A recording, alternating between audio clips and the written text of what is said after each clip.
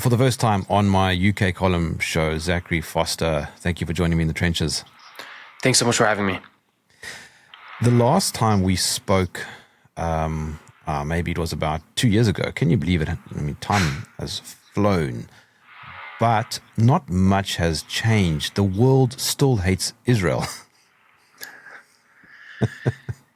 We are speaking on January 8th, 2026, more than 2 years since Israel launched its genocidal war against all 2.2 million people in the Gaza Strip, killing well over 70,000. We don't know the true number. It could be 100,000, could be 200,000, injuring more than 105,000, destroying 90% of the housing stock, leaving hundreds of thousands of people, really millions of people, homeless, to fend for themselves, sleeping in the open air in tents that get swept away every time there's a heavy rainstorm, of which there have been multiple in the past few weeks alone in the Gaza Strip.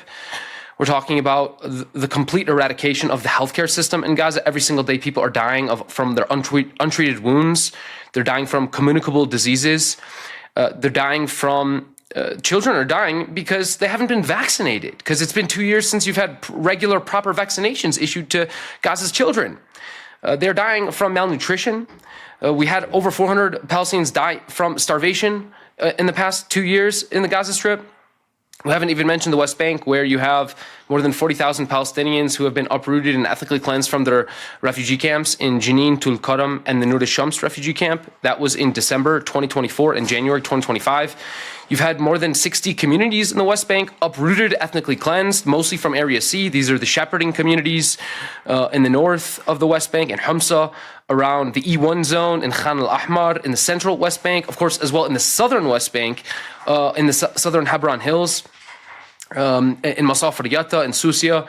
You've had more than 1,000 Palestinians in the West Bank murdered since October 7th, 2023. Many thousands more wounded. About 10,000 Palestinians remain in Israeli detention facilities. These are torture dungeons in which more than 100 Palestinians have been killed since October 7th alone. From torture, from rape, from murder, from starvation, inside Israel's torture dungeon. So here we are 2+ years later since October 7th, and we're witnessing the most dramatic deterioration in the situation in Gaza and the West Bank since 1948. Okay, so for my UK column audience that might not know who you are, just give me your background. I'm a historian of Palestine. I did my PhD in Palestinian history from Princeton. I have a newsletter where I write about the history and the politics of Palestine, trying to provide historical context for the present moment. I also teach courses on the history of Zionism, the history of Jewish anti-Zionism, the history of the Palestinian people, and the history of the Palestine question. And all of that you can find at PalestineNexus.com. Okay, but now, Zachary, you are Jewish. Why then would you be so critical of Israel? I think it's my Jewishness that has led me to become critical of Israel. I was raised on Jewish values like tzedek, tzedek tirdof. That's a biblical commandment that says justice, justice, pursue. You should pursue justice. That's a biblical commandment. There's another biblical concept, commandment, that was summarized by Rabbi Akiva when he was asked in the sayings. There's a famous book in Jewish history, Psalms, in which he's asked to summarize the entire Torah standing on one foot. And he says, do unto others as you would have them do unto you. That's the whole Torah, standing on one foot. Now, do you want to have one of the most powerful countries in the world impose dispossess you of your land, and then occupy you for 58 years, and then besiege you for 18 years, and then genocide you for 2 years? Well, if you don't want to have some other country do that to you, then why would you be doing it to someone else? I mean, that's the whole Torah, standing on one foot. I don't just identify culturally as Jewish. For me, Judaism is a belief system. It's a set of values that teaches us that we need to treat all people as equal. All people are created in the image of God. I mean, that's the basis of the Torah. That's the basis of how we should lead our lives, is that every single person, including our enemies, are created in the image of God. And so we need to pursue justice. And we need to treat others the way we want to be treated. These are the principles and these are the foundations of Judaism. I come from South Africa. I think we're the only country in the world that is trying to hold Israel accountable. Of course, that doesn't mean good things for us. It's interesting that the U.S. is so tightly integrated into Israel. Why is that? The United States alliance with Israel predates 1948. Every single American president, beginning with Woodrow Wilson in 1917, has supported the establishment of a Jewish state, a Jewish commonwealth, a Jewish homeland in Palestine.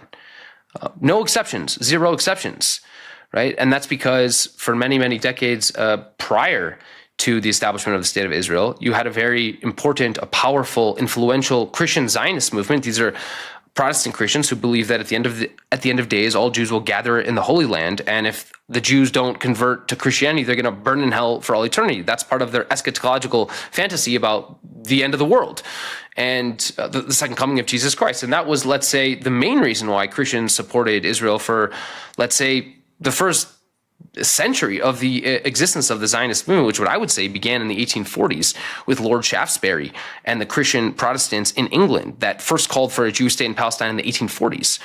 You could say the second major reason that the United States supported Israel beyond the Christian theology was because you had a very powerful Zionist lobby in the United States. Again, this goes back way before 1948. You had Louis Brandeis, a very prominent Jewish American, lobbying American presidents in the 1920s and 30s to support Zionism.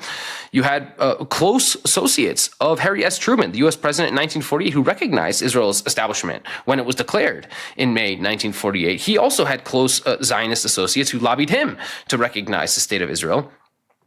And then after 1967, you could say the American Jewish establishment, this is the AJC, this is the ADL, the Conference of the American Presidents, that's the most important Jewish organization, which sort of subsumes all the other American Jewish organizations. They lobbied heavily to encourage the United States and the United States president, as well as the U.S. Congress, to provide Israel financial support, financial assistance, military assistance. And that lobby has only gained strength in the last few decades. And you could say, really, I think today, you can't find a single congressperson, the entire Democratic and the entire Republican Senate and congressional leadership. They're all in the pockets of AIPAC, the pro-Israel lobby, the pro-genocide lobby on Capitol Hill. The United States president himself, who are his biggest donors? Miriam Adelson has donated about $100 million every campaign cycle since 2012. She's donated billions of dollars to the Republican Party and hundreds of millions to Donald Trump himself, who announced Israel's capital was Jerusalem in 2018, or was it 2019? And that was a quid pro quo that Miriam Adelson had insisted on. So the United States government is in the back pocket of the Israel lobby. And then you do have this sort of legacy of the Cold War in which the United States saw Israel as an ally in the struggle against the Soviet Union, in which Israel would act as an American bulwark in the Middle East, fending off the Soviet allies, including Egypt and Syria. But that legacy is, I don't think, really relevant anymore. I think now you have this new rhetoric around how the United States, and you'll hear this from European leaders as well as American leaders, and how this is the greatest investment we make as an empire, right? This belief that Israel is an extension of American empire, right? So if America wants to carry out aggression against Hezbollah in Lebanon, if it thinks Hezbollah is its adversary, or Iran, or the Houthis in Yemen, or whatever it is, it sees Israel as an extension of American power and influence in the region. You could say those are some of the main reasons why the United States has become so pro-genocide and pro-Israel over the past few decades. Okay, so your strength is in Palestinian history. Take me, if you don't mind, through the history of Palestine. You could say the Palestine question, the Israel-Palestine conflict as it's often described, although that's a misnomer because it's not a conflict. It's an occupation, it's a genocide, it's an apartheid, it's a struggle for justice and freedom. But a conflict is a bit of a misnomer. This struggle for this Palestinian struggle, the Palestine question dates to the late 19th century when Jews in Europe, primarily in the Russian Empire and Eastern Europe, and to some extent Central Europe as well, began to move to Palestine with the goal of transforming this country that was 97% Palestinian Arab into a Jewish state. Now, let me just ask you this. if you try to transform a country from 97% Palestinian Arab, that is 97% Muslim and Christian, to Jewish, with the ultimate goal of subjecting that 97% of the population to the laws and the ordinances and the justice system and the legal system and the immigration policies of that minority, well, guess what? You're gonna have a conflict. And so you could say the Palestine question was a result of Jews in Europe who set out to colonize, settle, buy up as much land in Palestine, and ultimately transform the demography of Palestine from Arab to Jewish. And by 1948, the Zionists had bought up about 5.5% of the land of Palestine. They were about 1/3 of the population. So they had gone from 3% of the population in 1880 to about 33% of the population in 1947. But they were still a minority. And then when the British decided to leave Palestine and the UN called for the partition of Palestine, that led to a civil war between the Jewish population of Palestine, that foreign settler population that was hell-bent on controlling Palestine, that created Jewish cooperatives in which they hired only Jewish laborers because they were all about building a Jewish state that would guarantee Jewish prosperity, that would support Jewish labor, that would create a Jewish commonwealth for Jews and nobody else. It was an unfortunate coincidence that there were all of these Muslims and Christians, all of these Palestinian Arabs living in Palestine. That was a tremendous and an unfortunate a coincidence that was resolved in 1948 when the British left and the Zionists realized that in order to establish that Jewish state with a Jewish majority to guarantee Jewish prosperity in a land of 2/3 Palestinian Arabs, they would need to, wait for it, expel the Palestinian Arabs, which is exactly what they did. And so in the years, and so they expelled about 750,000 Palestinians in 1948. And that's the beginning of the crisis, right? Because, in 1949, you have 200,000 homeless, propertyless, unemployed, stateless refugees living in the open air, living in tent encampments in the Gaza Strip. And it's a direct line. It's a straight line from that dispossession in 48 to where we are today. Okay, but I was asking now, how far back does Palestine go? Because I keep hearing on social media, Palestine didn't exist. There was no such thing. Gotcha. The word Palestine has been the subject of a great deal of controversy because, and there's a simple reason for that, right? There's no controversy over the word Syria. There's no controversy over the word Egypt or Sudan or Libya. But if you do a Google search for a timeline of the history of the name Palestine, you'll find a Wikipedia page with 500 plus footnotes. There's no equivalent Wikipedia page with 500 plus footnotes on the history of the timeline of the name Syria or Lebanon or Jordan or Iraq. None of those timelines exist. And that's because there isn't a group of people hell-bent on eradicating and erasing the very idea of Palestine in the first place. I mean, the Zionists are obsessed with eradicating even the word Palestine. They banned the word Palestine in the 1960s, 70s, and 80s. If you were a Palestinian, you wanted to open up a shop in Ramallah, in Khan Yunis, anywhere in the Gaza Strip or the West Bank, you would be banned from using the word Palestine in the name of your organization, business, or association. Ask yourself, why? Well, why is that? Because the word Palestine to Israel is dangerous. Because it represents another people. It represents another identity, and a people and identity that predated Zionism. That's why they're so obsessed with eradicating it and telling you it never existed. And that's, in fact, the subject of my dissertation research, which is a 250-page study of the history of the usage of that word Palestine. And, of course, it predates the ancient world, was used by Herodotus in the ancient Greek world, and then the Romans pick it up from the Greeks, and the Arab conquerors pick it up from the Byzantines pick it up from the Romans. The Arab conquerors pick it up from the Byzantines, and you can find that word Philistine, the Arabic translation of the English word Palestine. You could probably find that word in almost every single decade, published in a text or written in a text in every single decade consistently in the Arabic language over the past 1,400 years. Arabs are using that word to describe the place that today we call Palestine more or less continuously without any interruptions over the past 1,400 years, and in particular in the city of Ramleh, what is today in central Israel. It is my argument, based on multiple sources from the 11th and 12th century, from the 14th and 15th centuries, from the 16th, 17th, and 18th centuries and 19th centuries, that people in that city were calling the place Palestine continuously for the past 1,400 years. And that you can find all of the evidence for that argument in chapter 2 of my PhD dissertation titled The Invention of Palestine. What is a Palestinian? A Palestinian is a subjective term, right? They're just, you can't look into someone's DNA and determine whether they're Jewish, Christian, Muslim, German, French, Israeli, or Palestinian. DNA doesn't tell you those things because those are invented categories. We just made them up, right? You can't look inside someone's DNA and tell you whether they're Palestinian or not, because it's an invented identity, just like all human identities.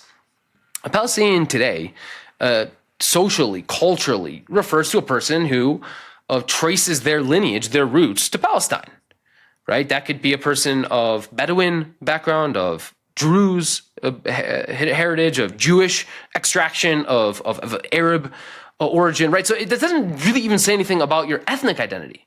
It says something about where you trace your lineage to.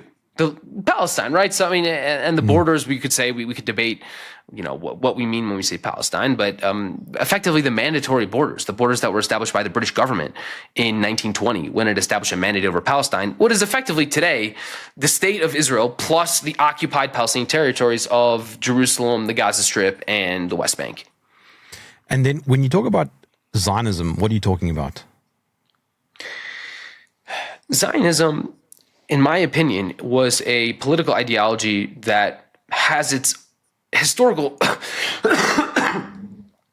Zionism is a political ideology that dates to the 1640s in England, when you had a group of people, of Protestants, calling themselves restorationists. So Zionism is initially a theological idea, not a political one.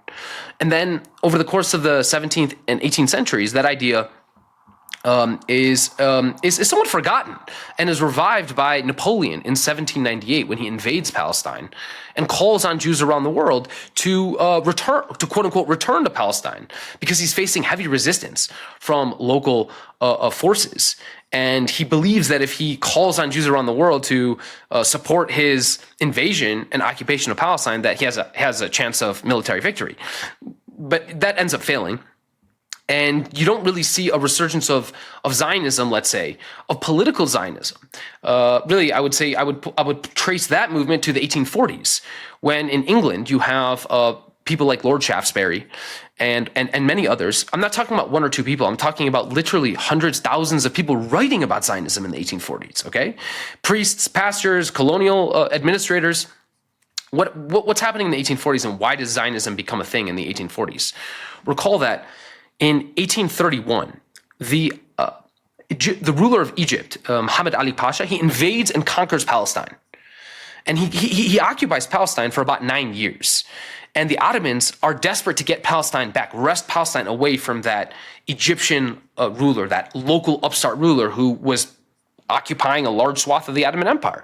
And so the Ottomans enlist British and French support to retake that part of the Ottoman Empire, what is today Syria, Palestine, Lebanon, and Jordan, on condition that the British then get granted all these capitulations in the aftermath of the conquest. So one of those capitulations. So now the British are confident, and their imperialism is shining bright, because they've realized that they've now helped the Ottoman Empire take back this part of the empire, only owing to their military and diplomatic efforts and their support.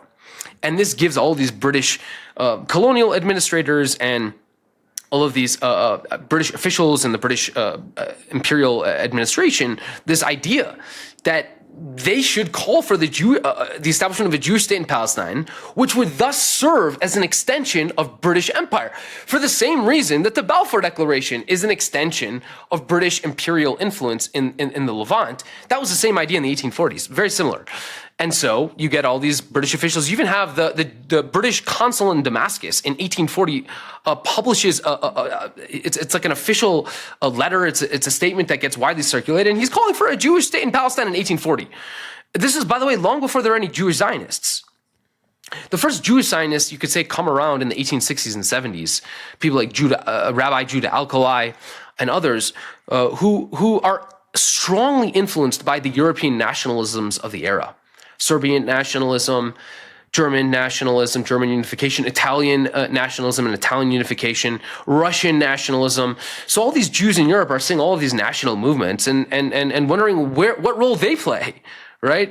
And then they're told by the Europeans, but you're not Russian, you're Jewish, right? You're not German, you're Jewish. So the European anti-Semites deny Jews the ability to kind of play important roles in those national struggles in Europe. And so the Jews say, okay, well, if we can't be part of the German nation or the Russian nation or the French nation, well, I guess we're a separate nation. And where's our national homeland? Well, it's Palestine. And you get this movement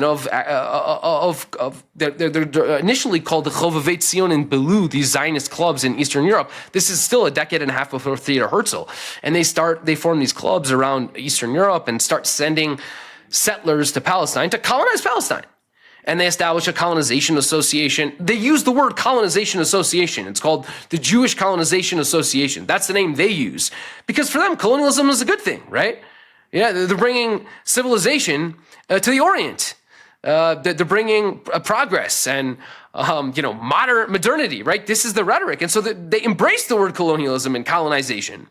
And they do that for about 2 decades. And then you get Theodor Herzl, who then, you could say, spearheads the diplomatic efforts of trying to establish diplomatic recognition for this incipient Jewish commonwealth in Palestine. And he does not achieve that. But during World War I, Chaim Weizmann does achieve that by lobbying the British to adopt the Balfour Declaration, thus supporting the establishment of a Jewish national homeland in Palestine. And that sort of paves the way for you could say, the Zionist movement's successes in the 1920s and 30s, and ultimately why they established a state in 1948. But then, paradoxically, do you think Israel has a right to exist? Well, international law doesn't have opinion about whether or not any state in the international Westphalian system has a right to exist. If tomorrow Canada said, we want to create a political union with the United States and dissolve the state of Canada, international legal experts wouldn't say, well, no, that's illegal because Canada should be an independent state. No, that's not how it works. International law doesn't say any state has a right to exist. Peoples in international law have rights to exist. The Palestinian people has a right to exist. And if you try to eradicate either the Palestinian people, the German people, the Israeli people, if you try and eradicate a group of people, you would be in violation of the 1948 Convention on Prevention of Genocide. But states, no state has a right to exist. That's just, even that framing, even that language, Israel has a right to exist, doesn't stem from international legal experts. It stems from Zionist propagandists who are obsessed with demonizing anyone who is opposed to forcible displacement, ethnic cleansing, occupation, apartheid, genocide. That's the origins of that phrase. Yes, and then by extension, Zachary, Israel is just defending itself. Well, actually, it's false to say that Israel has a right to defend itself on occupied territory. Right? So, for example, if the United States tomorrow goes and invades a foreign country, it doesn't have a right to defend itself on that foreign country, right? When U.S. troops get shot at in Venezuela as they're abducting a head of state, they have no right to self-defense. Zero. Any shot they fire on that foreign territory is illegal under international law because they just invaded a foreign country. They have no right to self-defense in Venezuela. Zero. And the same is, of course, true with Israel in Gaza and the West Bank, which are occupied territories. Every single shot fired inside the Gaza Strip by an Israeli soldier is illegal. They have no right to self-defense. Zero. Every single shot fired in the West Bank is illegal because every Israeli soldier stationed in the West Bank is stationed there illegally against international law. And that's because Gaza and the West Bank were territories conquered in war. And according to the Fourth Geneva Convention of 1948, which really forms the basis of the international order that we live in today, it is illegal to conquer land in war. Otherwise, we should all be praising Hitler, right? The basic principle of international law is like founded on this idea that states are sovereign. That's the Westphalian political system. You can't, as a state, it's against the rules of international law to interfere in the internal affairs of another state, as it is against international law to invade, occupy, conquer, and annex any part of another state. And that's why all international legal experts, there's basically no exceptions, except, of course, for those Zionist legal experts who obviously are loyal to Zionism, not international law. But there's zero international legal experts that dispute this. Gaza and the West Bank are occupied territory. The ICJ just confirmed that in a July 2024 opinion, where they definitively said every single square inch of the West Bank and Gaza and East Jerusalem is occupied territory. But Zachary, it doesn't matter because nothing happens. Well, you're right that international law is not being abided by. Not by the United States, certainly not by Israel, certainly not by Russia, and most other countries in the international system.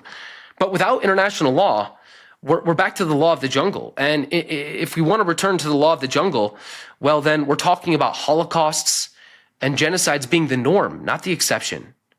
I mean, do you want to return to a world in which according to the system, the rules and engagements of the system that we live in, it's totally okay to put 6 million people in gas chambers? Like, is that a world you want to live in, where any government can just gas chamber millions and millions of people? No, but you get what my question is. What you're saying is true, but Israel is just doing what it's doing. That's correct. It is, and that's because it has the support of the United States. But you have to realize, like, that's not going to last forever. I mean, the United States isn't going to last forever, and United States support for Israel, certainly among the population, certainly among young people, certainly among Democrats, increasingly among Republicans as well, is hostile to Israel. We saw the Pew poll, was it a few months back, for the first time a majority of Americans, when asked that simple question, do you stand more with Israel, more with the Palestinians? They now say the Palestinians. That's a complete sea change in public opinion just in the past 2+ years. You're talking about candidates like Zohran Mamdani explicitly stating their opposition to Israel as a Jewish state, preferring a state for with equal rights rather than Jewish privilege and Jewish supremacy. He just won an election in New York City, and he's going to provide a blueprint for a whole new generation of politicians. He's inspired a whole generation, and in the next years, in the coming years and decades, the way to win an American political race for the U.S. Congress or for president is going to be to reject AIPAC money. That's a winning political program now. You're going to win if you say, I refuse to accept the blood money of the most genocidal organization in the United States, and that would probably be AIPAC. So that will be a winning strategy moving forward. Zohran just showed us the playbook. Why is Israel doing this, though? Well, the basic problem with the state of Israel is that it's trying to enforce Jewish supremacy in a land that is overwhelmingly, or let's say about half non-Jewish. I mean, the whole concept of a Jewish state is that Jews have more rights than non-Jews. If they didn't have more rights than non-Jews, it wouldn't be a Jewish state. It would just be a state. It's part of the definition of the state that Jews have to have more rights. Because if I'm a Jew outside of Israel and I'm not allowed to move to Israel, well, what makes it a Jewish state? It's the fact that Jews outside of Israel have more rights and privileges than non-Jews inside of Israel that makes it a Jewish state, right? So the essence of the state is Jewish supremacy. The essence of the state is Jews should have more rights and more privileges than non-Jews. So of course, any state whose founding principle is racial ethnic privilege and racial ethnic supremacy of one group over others, that is the essential nature of the state, and that's what Israel has been trying to uphold and maintain for the past 78 years, and that's why it is such a bloody place. And that's why there's so much death and destruction. Because whenever you impose a regime of domination, you will face blowback. That is the nature of violence. If you carry out violence against someone else, which is embedded in the project of a racial state, of an ethno-supremacist state, then it's going to blow back in your face. And that's why that's why it's such a bloody, violent place. What is the sentiment, though, of Israelis themselves? A January 2024 poll showed that 95% of Jewish Israelis believed at the time, and this is 2 years ago, when Israel had already killed about 30,000 Palestinians. So at a time when Israel had already killed 30,000 Palestinians, 95% of Jewish Israelis said that Israel was either carrying out the right amount of force in Gaza or not enough force. We've had many polls that have come out since then that confirm those polling numbers. We had polling data just was it March 2025? So no, that polling data is already almost a year old. But in March 2025, you had Shai Haskani publish a piece in Haaretz in which he describes the polling data, and it's just horrifying. So 82% of Israeli Jews believed in March 2025 that the Israeli government needed to empty the Gaza Strip of all its Palestinians, that every Palestinian in the Gaza Strip needed to be ethnically cleansed. About half, about 47 or 48% or so, agreed with the following statement. The Jewish Israelis agreed with the following statement. When the Israeli army conquers a city, it should wipe out all of the people in the city that it conquers. That's almost a direct quote of the question that was asked. So very unambiguously, do you support genocide, yes or no? About half of Israeli Jews said yes. Okay? 62% of Israeli Jews said we should ethnically cleanse, expel Palestinian Israelis who carry Israeli passports. I mean, can you imagine 62% of white Americans saying we need to strip 100% of black American citizens of their American citizenship and send them off to El Salvador? That's literally the state of affairs in Israel. You're talking about the most genocidal society on planet Earth by an order of magnitude.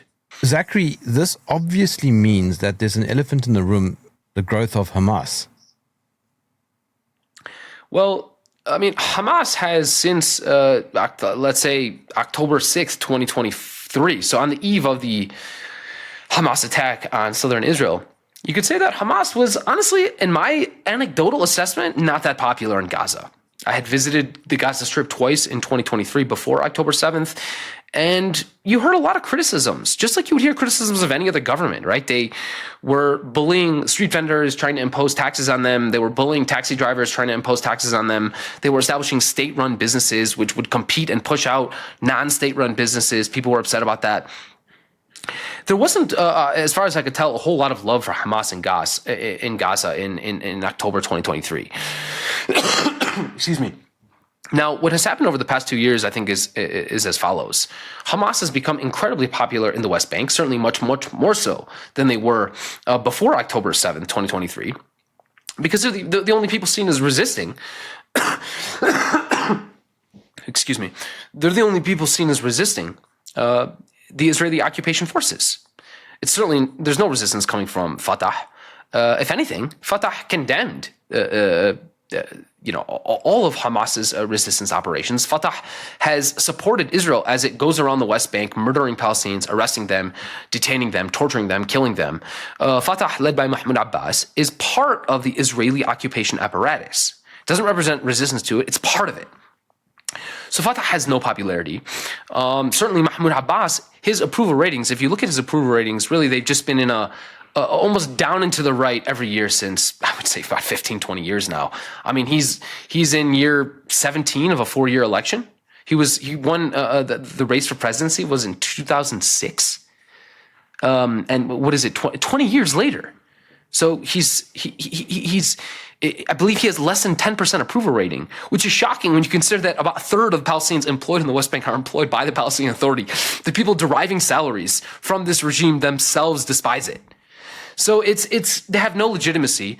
Now, Hamas, I think, where are Palestinians on Hamas these days? Obviously, there's incredible amount of outrage at Hamas within the Gaza Strip for a feeling that they brought on this, or at least it triggered this genocidal onslaught. So I don't think Gazans are particularly happy with Hamas, certainly 2 years later when they're still living in tents, when they're still being starved, there's no medical equipment coming in, their lives have been completely destroyed. So for that reason, I don't think there's a whole lot of love for Hamas in the Gaza Strip. However, they're still the ruling party.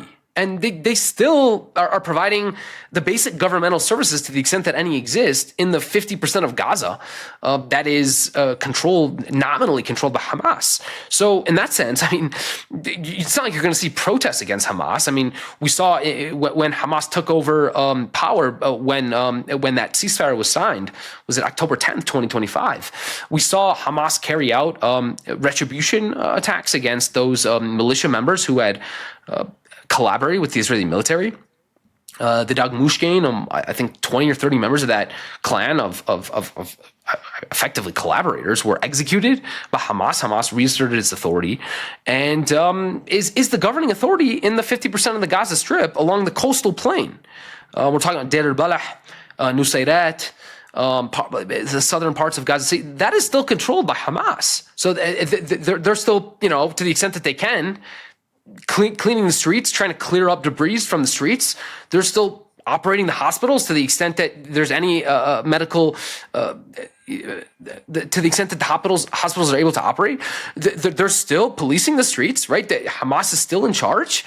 They're still operating the population registry to the extent that they can. They're, recording births and recording deaths, and right. So they're doing the best that they can to maintain law and order, which has obviously become incredibly difficult. So, I think at this point, Hamas has already said, really since it's been 2 years, in December 2023, they said, we are very happy to step down for power. We do not want to rule the Gaza Strip anymore. They said that more than 2 years ago. And they want to, they're not willing to give up their weapons. We know that.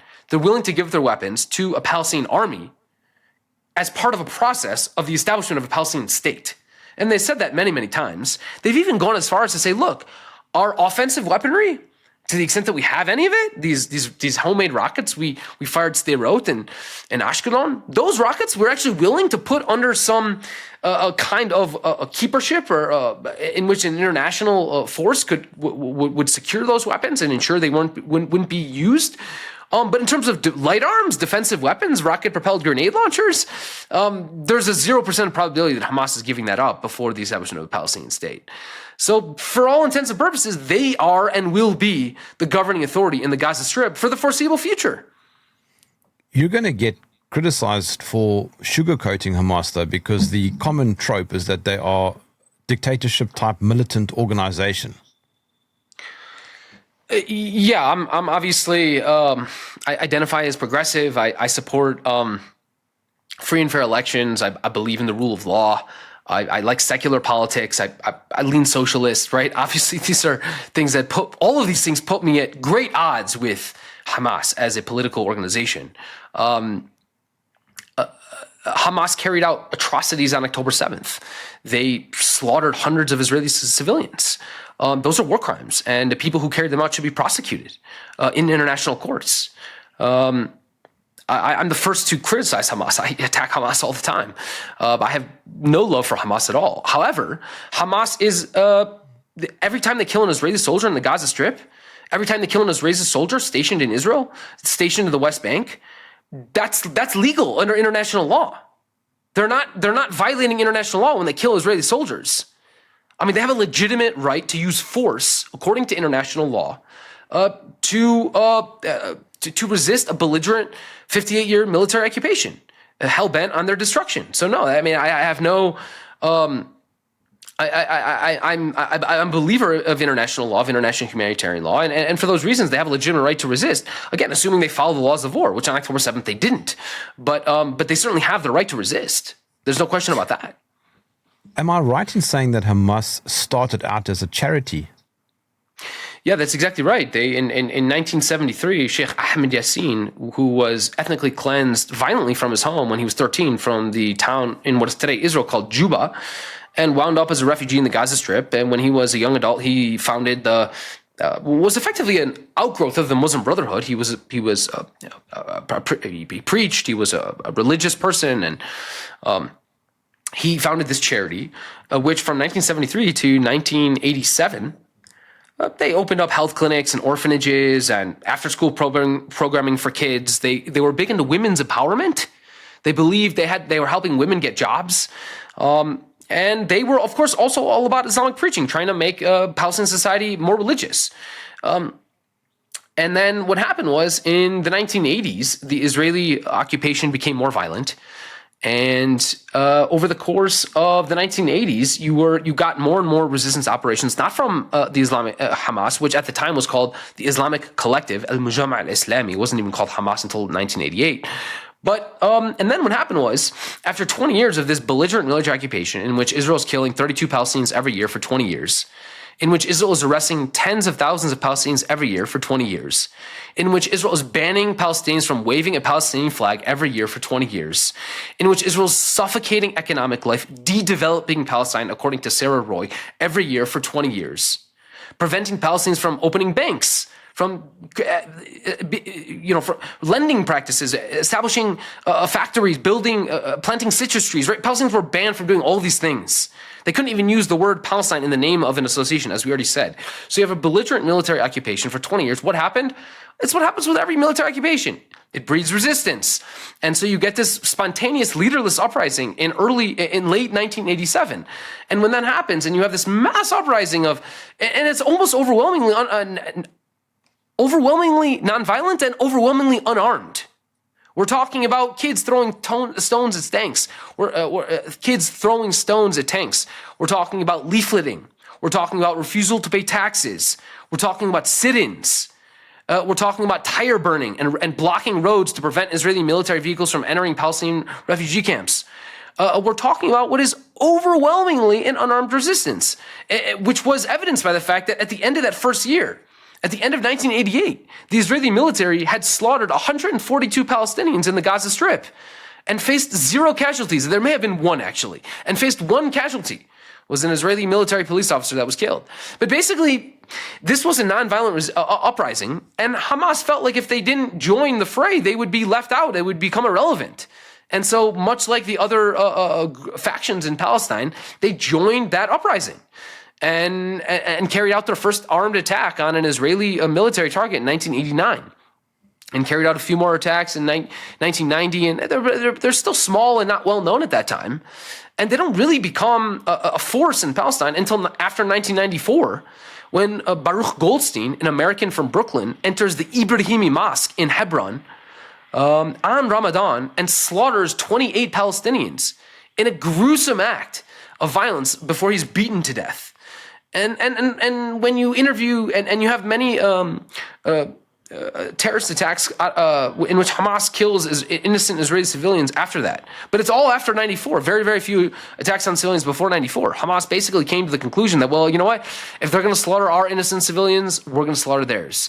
And that was a catastrophic decision for Hamas, both strategically, but also ethically.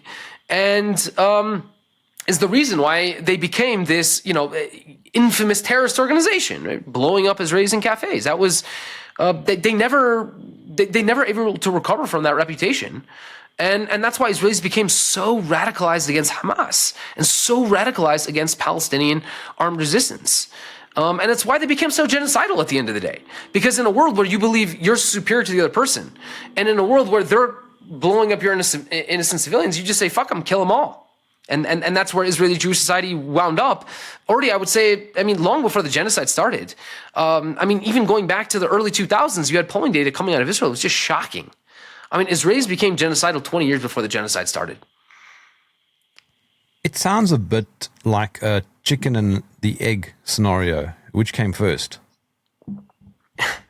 Well, for about, let's say, 2,000 years, there was no such thing as an Israel-Palestine conflict. Right? It didn't exist. There were Muslims, Jews, and Christians living in Palestine consistently together. I'm not saying they were living, merry lives together. That the relations were always perfect. But no, there was no such thing as an Israel-Palestine conflict before Zionism. It didn't exist. If you told someone, who do you support in the Israel-Palestine conflict in 1840, they would have no idea what you're talking about. The reason there's a conflict in Palestine is because the Zionist movement set out to colonize a land and transform it from a country that was 97% Palestinian Arab to a country that was dominated and controlled by Jews. That is why there is violence in Israel-Palestine. That is the underlying root cause of the violence in Palestine. No one debates that. I mean, if you go back and look at the actual history, I'm writing many pieces now on the process of the colonization itself. And if you go look, whenever Zionists established a colony in Rehovot in the 1880s, in the Galilee, they established multiple colonies in the Galilee, in Metula in the 1890s, in 1896. Same thing, Afula, 1911. Wherever you have, and then the same thing happens in the 1920s in the Marj ibn Amr in the Jezreel Valley. Every time Zionists establish a colony, guess what happens? They buy land, usually from absentee landlords, and then uproot the people living on the land. Why did they get uprooted? Because they had the wrong religion. The goal of Zionism was to place Jews in Palestine, was to establish Jewish colonies in Palestine. And so whenever they bought land, we said it was 97% Palestinians. They would always buy land from Palestinian Arabs, and then they uprooted them and kicked them out and displaced them because they had the wrong religion.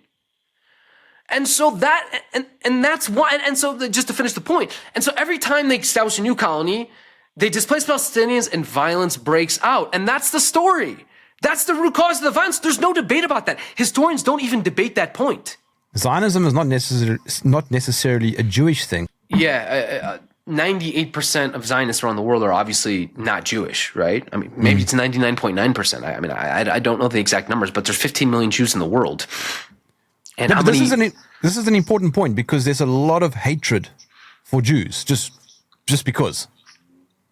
Unfortunately, many, if not most, of the most powerful Zionists and the most outspoken Zionists, not all of them obviously, but many of them are Jewish, right? They're obviously dramatically overrepresented in terms of the people that put their money where their mouth is, that spend big bucks to elect pro-Israel candidates to the U.S. Congress, to spend big dollars ensuring every CNN host and every Fox News correspondent and every New York Times journalist is pro-Israel. The people spending the money, the people working behind the scenes to ensure mainstream media is behind Israel and doesn't use the word genocide and doesn't use the word ethnic cleansing and doesn't even call it an occupation. Those people are overwhelmingly Jewish, unfortunately. Yeah. What would you like to see, Zachary? I would like to see an Israel and a Palestine where no one cares what your religion is or your ethnicity. I mean, I thought this was obvious. I mean, like, did people forget the Holocaust and the Nazi and the fascist worlds in which actually the only thing that mattered was your religion and your ethnic religious identity? I mean, how did we so quickly forget that the root cause of Nazism was this idea that the only thing that matters is your identity? I mean, we need to live in a world of where politics are based on principles and values like rule of law, where everyone is treated equally before the law, like division of powers, where no one branch of the government can have too much power. For freedom of speech and civil society, where you're not abducted in the middle of the night because you tweeted something. But in Israel, none of those things are true. You get abducted in the middle of the night for tweets in Israel, both in Israel proper and in the West Bank and Gaza. In Israel proper, the only thing that matters when it comes to the state is your identity. Everything else is secondary. There's no such thing as rule of law. I mean, the whole system is based on the absence of rule of law. I mean, that's the essence of the occupation is you have no rights if you're a Palestinian. You're just abducted off the streets of Ramallah. You're sent to a torture dungeon, and you're tortured to death, or raped to death, or starved to death. I mean, there's no due process. The whole system is built on a foundation of denying people due process. So I have the same belief system about Israel-Palestine that I have about the United States and Mexico and Canada, which is that you need a political system that is based on a set of principles that have worked and provide justice and equality and rule of law and free speech and freedom of religion to all people under its rule. And that's the basis for every society I would certainly want to live in, and I presume you as well. And that's what we need to establish in Israel and Palestine. What happens now? Well, Hamas actually is desperate for a two-state solution, right? The entire Hamas platform for the past decade has been a two-state, for the past 2 decades, really, since the early 2000s. They're desperate for a two-state solution. I mean, if you look at the articles that were first published by people like Abdelaziz Rantisi, by people like Khalid Mash'al, they were publishing op-eds in CNN and The Guardian in 2005 and 2006 saying, plagiarizing Resolution 242, plagiarizing UN Resolution 181, plagiarizing the two-state solution framework. plagiarizing all the UN resolutions and all the statements from every U.S. president and every major world leaders calling for the establishment of a Palestinian state. I mean, look at those op-eds. The one in the Guardian op-ed in 2006. They were making the case that we want a Palestinian state whose borders would be the June 5th, 1967 borders, that is the entirety of the Gaza Strip, the entirety of the West Bank, with East Jerusalem as its capital, and a just and fair solution to the Palestinian refugee issue. I mean, that's what international law says as well, by the way. Hamas, if you want to accuse them of anything, you can accuse them of plagiarizing international law. Now, the problem is that on the Israeli side, there's no desire to give Palestinians a state at all. I mean, every single leader in the state of Israel, every single one, every single Jewish Israeli leader, zero exceptions, zero, not one exception, zero exceptions, supports Israel's apartheid rule in the West Bank, supports expanding settlement expansion, supports holding on to the Gaza Strip and the West Bank forever. Right, so there's no the only person in the only Jewish Israeli member of the Knesset who voted against. There was a resolution that came before the Israeli Knesset in this past summer, so the summer of 2025.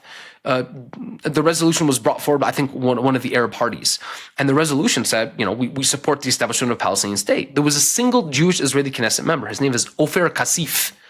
He was the only one that supported that resolution. You're talking about 99% of Jewish Israeli parliamentarians, including those representing the far left parties. I mean, there's no such thing as a far left Jewish Israeli party in Israel.